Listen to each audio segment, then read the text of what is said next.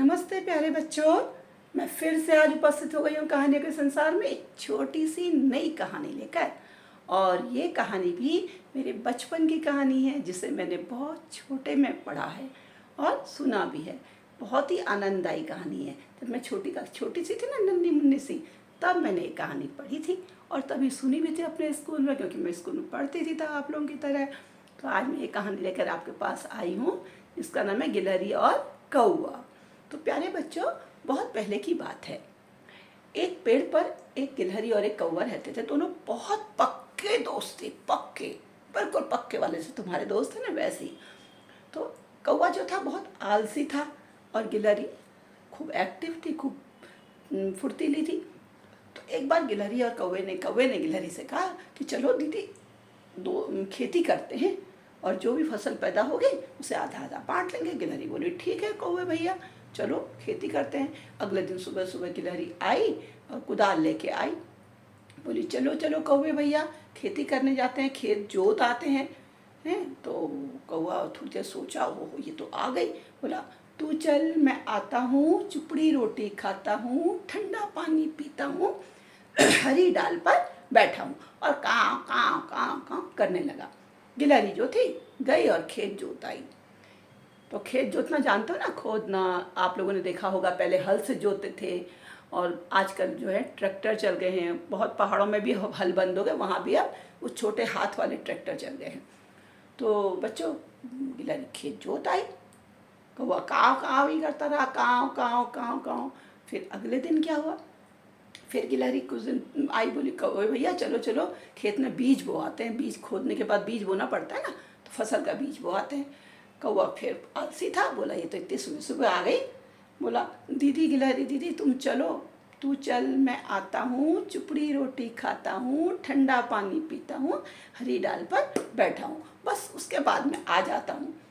अब गिलहरी सीधी सादी थी, बोली आ ही जाएगा। वो चली गई और उसने उसे बीज भी बो दिया सारे खेत में। दो काम पूरे हो गए और कौवा बैठा काँव काँव ही करता रहा।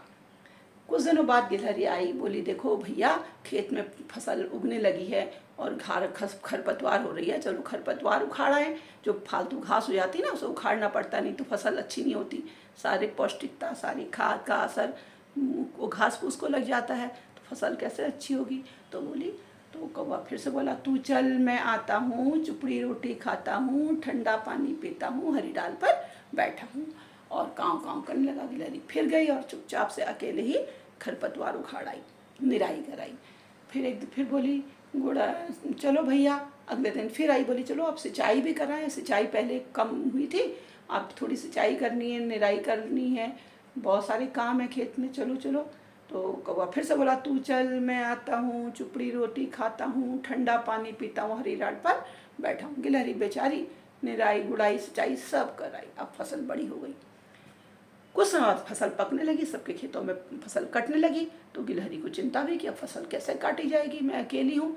फिर से गई कौवे के पास, बोली कौवे भैया, सारा काम तो मैंने अकेले कर लिया, अब फसल पक कर तैयार है, काटनी है, चलो दराती लेके आई हूँ, तुम भी चलो फसल काट आते हैं। कौवा बोला ठीक है बहन तुम चलो, मैं आता हूँ पीछे से, तू चल मैं आता हूँ। फिर से बोला तू चल, मैं आता हूँ, चुपड़ी रोटी खाता हूँ, ठंडा पानी पीता हूँ और हरी डाल पर बैठा हूँ। और काँव काँव करने लगा।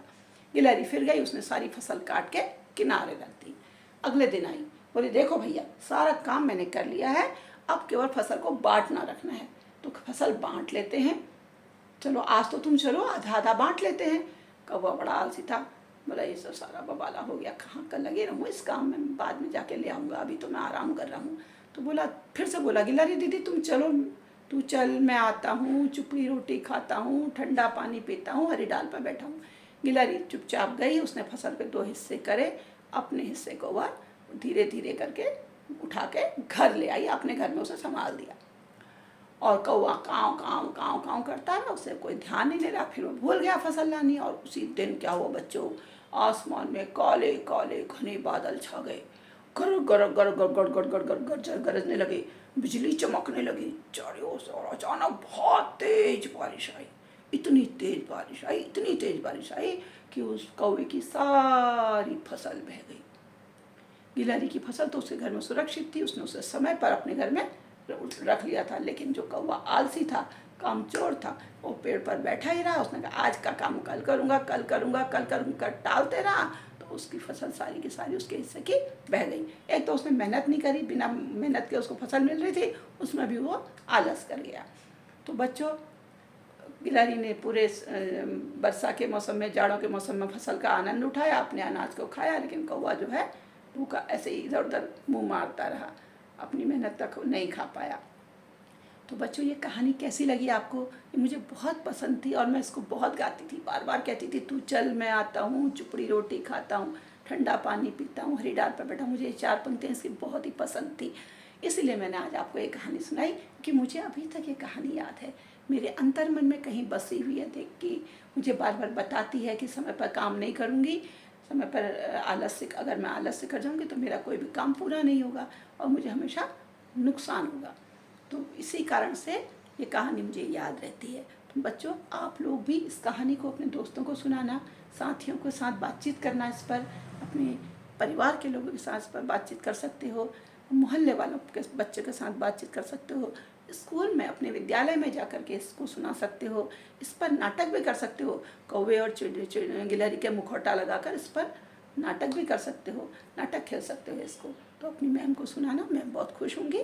और ये मेरा अपना चैनल है, तो इसमें आप कमेंट बॉक्स में लिख भी सकते हैं कि आपको कहानी कैसी लगी, और किस तरह की कहानी आप सुनना चाहते हैं, क्या कोई जिस तरह की कहानी आपको पसंद है, परियों वाली या कुछ और, तो आप अगर कहेंगे तो मैं आपको कहानी पर सुनाऊंगी ज़रूर।